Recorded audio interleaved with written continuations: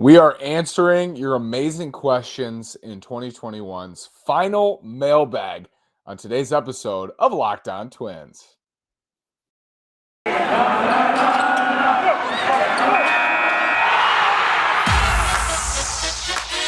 You are Locked On Twins, your daily Minnesota Twins podcast, part of the Locked On Podcast Network, your team every day.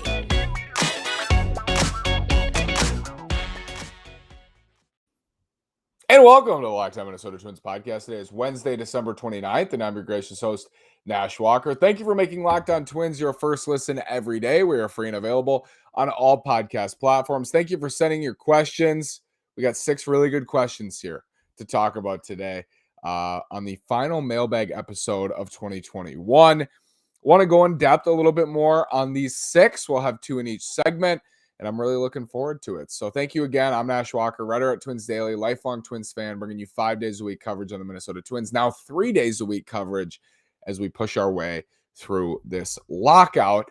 Let's get to the questions. Really excited to dive into the mailbag. First one is from our friend Andrew. Andrew doing a great job at Twins Daily. You can check out his work. He had a piece today about the rookies in 2021 and ranking those rookies and how they performed.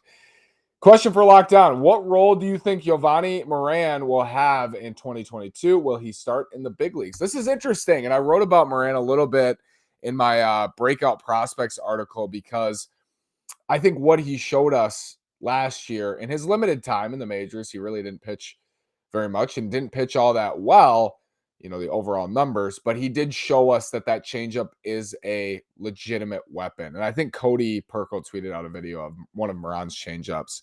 I always say Moran, one of Moran's changeups from last year, and it is nasty. I mean, that pitch is going to play. The pitch is going to play against lefties and righties. Fastball, if he can get that thing up, 93, 94, going to play. And I think one of the biggest pros for Morán is that a lot of the time in his minor league career, he was going multiple innings. And I think you can put him out there in the 5th, 6th, and 7th inning if you wanted to. I think the role he's going to play, Andrew, and for those wondering, this is my educated guess at the role he's going to play. And the role I would put him in to start 2022, to start straight out of spring training, is he's your long reliever / kind of utility reliever. Because at this point, he hasn't proven a whole lot, definitely. But at this point, I'd feel pretty comfortable if you have 2 lefties coming up and the Thielbar's down or Rogers is down and you want to go to Morán. I'm okay doing that, even if it's lefty, righty, lefty, because he has that changeup to neutralize the righty in between, if that makes sense. So I'd be fine doing that late in games, late and close. Twins are up 4-2, 3-1, 2-run lead, and it's the 8th inning, and Morán comes in and pitches the 8th inning. Fine with that. I also think he would fill a wonderfully kind of nuanced role. A starter goes short, which I think with this Twins rotation, you're going to see some short starts at this point, definitely. And this will lead into another question we have about expectations for next year. But if you have a short start, 2-3 innings, go to Morán for the 4th, 5th, and 6th. Let him pitch because he has that changeup, and I can't stress this enough. He's not limited to matchups, even though he is a lefty. Caleb Thielbar has been great for the Twins, and I ranked him. I think I gave him 2nd place for Twins Pitcher of the Year last year. Has been great for them, but you still got to spot him up against lefties. You still don't feel great about putting Thielbar in with multiple righties coming up, and that's the case with a lot of lefties. If you're a lefty who can get righties and lefties out, you're Josh Hader's, you're Aroldis Chapman's, you're Taylor Rogers of the world. It's elite and it's rare. And I think for Morán, he has the capability and the potential to be able to do that at the major league level. So that's a long way of saying, I think, yes, he will make the team out of spring training, Andrew. And I think he should be put into a flexible role in the bullpen where he can be used for multiple innings and he's down for a day or two. I'm not saying shuttle him back to St. Paul, but just be flexible. I think he can go 70 innings next year. He's got innings on his arm. He pitched a lot last year in the minors. And I think Morán is an interesting breakout candidate, certainly for the Twins in 2022. I'm excited about him coming out of the bullpen. David Youngs, my brother, how much money do I have to flake over to the Twins to get the Dome Dog back? There are some wonderful things about the Metrodome, and I know I see this a lot on Twitter. Like, I see a lot of nostalgia for the Metrodome, and like my first Twins memories will always be at the Metrodome. One of my first memories is going to Game 163 in 2009 and watching the Twins walk off the Tigers. Amazing moment. They had some amazing moments there. 2 World Series wins there at the Metrodome. Maybe the best thing about the Dome was Dollar Dog Wednesdays, the Dome Dogs. Unreal. Target Field is amazing. It's my favorite place on earth, but it just can't live up with their own dogs to the Metrodome. The Dome Dog, the Wednesday Dome Dog, going out there, there's nothing like it. And so for David to be willing to fork over all the money he saved by buying $1 hot dogs instead of $5, $6, $7 hot dogs on those Wednesdays, he's willing to put that back in for Dome Dogs again. And I would go back in with you too, David, for the Dome Dog. I miss it. I miss those days at the Dome. Love Target Field. Can't replace the Dome Dog. So I don't know how much it would cost, but again, every dollar that you saved, I would count up from the Dollar Dog Wednesdays we had and put that toward the fund you're sending to the Minnesota Twins. Hopefully they turn that money into the roster. And then just as an aside, they bring back the Dome Dog. But I'm not a businessman. I'm just saying that might be the best solution there. But David, amazing question. I love the Dome Dog. I miss it. Let's talk about Built Bar. Built Bar is the best tasting protein bar ever. It is the new year. So that means New Year's resolutions. If yours is about getting fit or eating healthier, make sure you include Built Bar in your plan. Built Bar makes it easier to stick to your resolution because it tastes so good you'll want to eat it, unlike other protein bars, which can be chalky or waxy or taste like a chemical spill. You want to eat healthy, but it just gets so boring. By like week 3, you might be thinking, this is just not worth it. Where's the chocolate?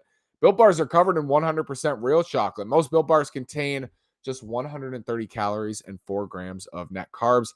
Here's an idea for the new year. Go to all your secret treat stashes at home, in the pantry, at the office, in the car, wherever. Throw out all the sugary or calorie-filled treats and replace them with Built Bars. So when you're craving a snack or treat, you can reach for something that's healthy and tastes incredible. Go to built.com. That's BUILT.com. Use promo code and get locked15 and get 15% off your order. Use promo code locked15. That's LOCKED15 at built.com for 15% off. Thank you for making Locked On Twins your first listen every day. We are free and available on all podcast platforms, answering your questions. Andrew and David, and now Tom, our Twins Daily folk. This just proves to you, people, nobody's bought in more than the Twins Daily folks on December 29th in the middle of a lockout in the offseason. I just love it. I love to see these. Tom asks, which Miguel Sanó are we more likely to see next season? The first half version, which he mentions, had a 705 OPS, did Sanó in the first half of 2021, and an 847 OPS in the second half. Tom says you can't say somewhere in the middle because that's cheating. Which Sanó are we more likely to see? Let me tell you, Tom. I think the Twins can take some action to make sure, or at least try, for Sanó to be the second version. And one of those things, maybe they've done this before, I'm just not aware of it. I would start Miguel Sanó every single day in spring training. Like, if he's not at first, if he's not at third, DH him. DH him. Make sure he's getting at bats, seeing as many fastballs as possible. If you got a Zach Wheeler on the mound in spring training, or Nathan Eovaldi, or Tyler Glasnow, or whoever, I don't know if Glasnow will be back from Tommy John, but whoever on the mound in spring training and their common opponents in Florida, and it's a hard-throwing righty, make sure Miguel Sano's getting 4 plate appearances, or as many as he can against that starter. I guess it would be 2, maybe 1 in spring training. But if there's a hard-throwing reliever, pinch hit Miguel Sanó late in the game that he's not starting. Like, make sure he sees as many fastballs as possible in game action in spring training. And maybe that'll help, because it just always seems like he's late. With Miguel Sanó, what I always boil it down to, and it's like me and MLB The Show, if you're late on the fastball and you're not on the fastball, you're not going to hit the ball. And when Miguel Sano's on the fastball, when he's making consistent contact with fastballs, he does incredible damage, as he did in the second half. The problem is when he's not on the fastball, he gets beat by both fastballs and off speed. So you got to get him on the fastball as early as possible in 2022. How can you do it? And I was thinking about this today as Tom asked this great question. I would just try to start him as much as you can in spring training against any hard throwing righty or lefty and just get him as many reps as possible against velocity. I hope it's the second half version, Tom, and I'm going to say we're more likely to see the second half version because our sample would show that in 2019 and 2020 combined, Miguel Sanó was a lot more like the second half of 2021 version than the 2021 first half version. So I will say the second half. I think there's things the Twins can do to hopefully help. Brad asks, any chance Jorge Polanco goes back to shortstop, allowing Luis Arraez to be the everyday second baseman? Is it personal for Polanco, or was it the front office that made the move off shortstop? He said, let Arraez start at second, let Polo DH and take care of that ankle. Yeah, it's a good question, Brad, because I think a lot of people are wondering this at this point. Like, the Twins haven't signed a shortstop, haven't been linked to any shortstops. We know they don't really have a shortstop replacement. So the most viable solution would be putting Polanco back at short. I think the Twins made this decision for a couple different reasons, and I'll just pat myself on the back on this show for last year, very early in the offseason, pointing out that this was a way that the Twins could get better by moving Polanco to second and signing a shortstop. And they did. But I think they made this decision for two reasons, Brad. One, I do think that error in the ALDS, Jorge Polanco's error at short, stuck in their minds. I think Jorge Polanco's ankle was a factor. He was so poor at the plate in 2020 and defensively was awful in 2019. When I say awful, like, he still makes a lot of plays, but awful in terms of compared to other major league shortstops, not good.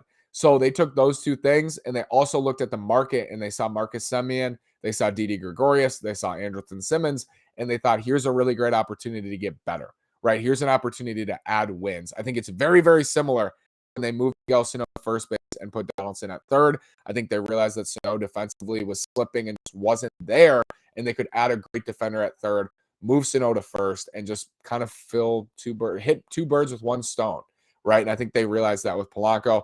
I think if Polanco had like a mediocre season at the plate and played in as many games as he did, because he was healthy pretty much all year. He had some stretches where he was dinged up.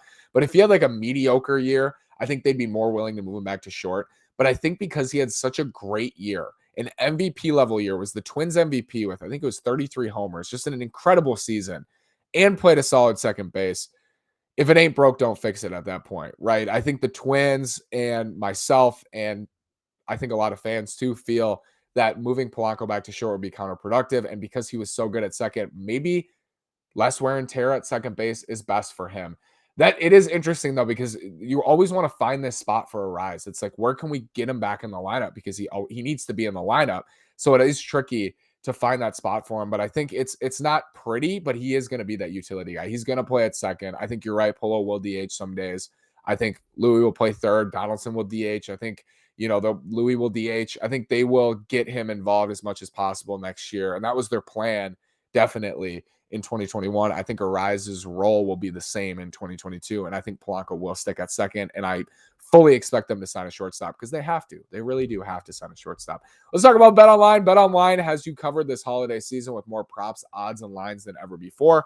As football continues its march through the college bowl season and the pro football playoffs, BetOnline remains your number one spot for all the sports action this season. Head to the new website or use your mobile device to sign up today and receive your 50% welcome bonus on your first deposit.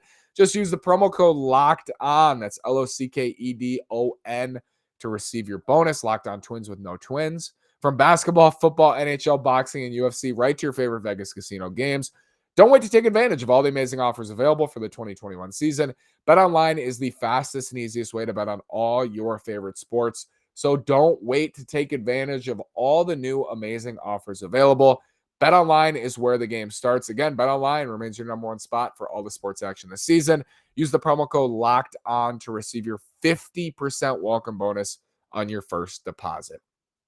Answering the rest of these questions, Josiah, who do you think will be the biggest rookie contributor next season? I do think it's a great question, and I think it's a much better question than it was last year because we know how many pitching prospects are coming, right? How many pitching prospects we expect to see in 2022.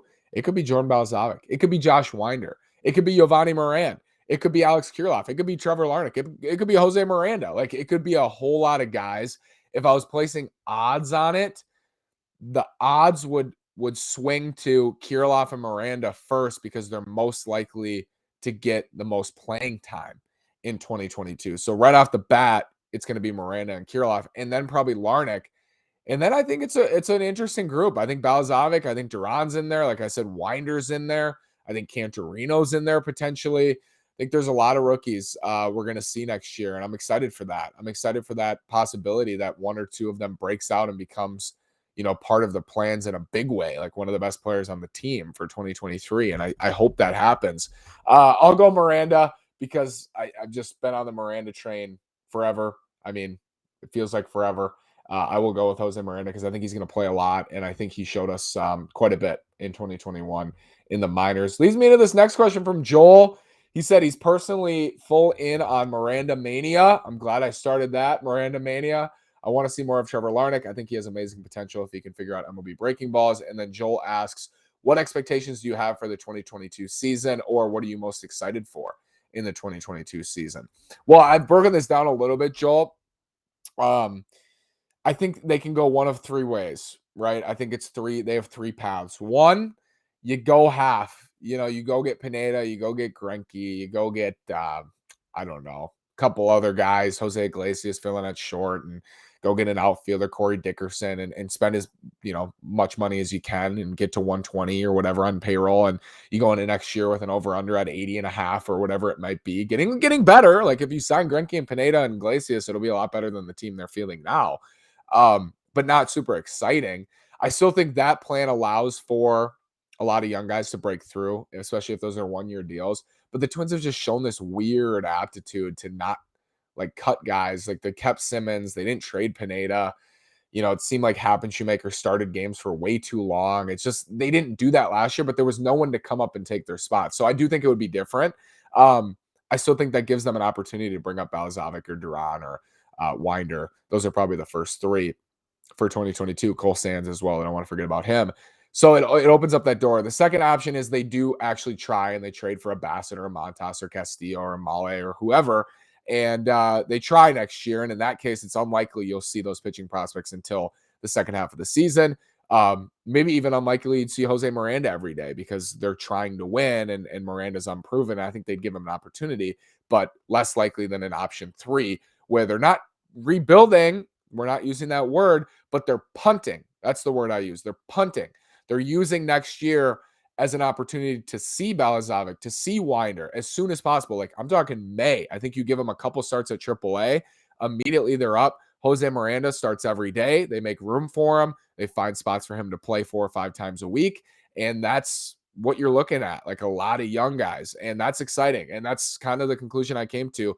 Options 2 and 3 are actually the most exciting, even though 3 would probably muster the least amount of wins, right? Because 3 would be all the young guys. Maybe they break out. There's a chance, like you have a chance that you're punting and the other team fumbles and you pick it up and score a touchdown. But most likely it's going to be a fair catch and you're just going to have to turn over on downs and you look toward 2023. But hopefully you have a better idea of what Miranda and Balazovic and Duran and Winder and all those guys are going to bring you, not just the guys who debut, but the guys who are pitching in the minors. Even at that point, Louis Varland, Chase Petty, go down the list. Matt Wallner, so many guys they could see and get a read on for next year and for 2023. So my expectations right now are very low, of course. Like I don't expect a whole lot from them next year, Joel. And I don't know why we would expect a whole lot from them next year because this team is worse than the one that they finished the season with. That team finished in last place. Baseball is weird. It's hard to predict. Again, you leave open that chance, but as currently constructed, it's hard to have any expectations. But that's not tied directly to excitement because I'm always excited for the Twins to play. And like I said, being a prospect guy and talking as much about these guys as we do, it would excite me to see all these guys next year. Like even if the Twins are punting, I'm going to be critical of them because they had an opportunity, continue to have an opportunity to try to win with this position player group. But if they do decide to punt and to give Jordan Balazovic a look and to give Josh Winder a look and Cole Sands and maybe even Louis Varland and all these guys a chance, Simeon Woods-Richardson next year at some point, that's going to be exciting. And I'm excited for that. I'm excited for Jose Miranda with you, Joel. Like that's exciting to me to be able to see him. So we'll see what happens. I think they're going to make moves after the break. It's just going to be what those moves are and how substantial those moves are. Thank you so much for your questions. Thank you for making Locked On Twins your first listen every day. Now make your second listen Locked On Bets, your daily one-stop shop for all your gambling needs. Locked On Bets is hosted by your boy Q with expert analysis and insight from Lee Sterling. It's free and available on all platforms. Tomorrow, we'll do our top 5 most likely rookie of the year candidates. I'm sure, Josiah, you will love that because it kind of pertains to your question today. But we'll do top 5 most likely Twins rookie of the years for 2022 as we look toward the new year. Thank you again. Have a great day and go Twins.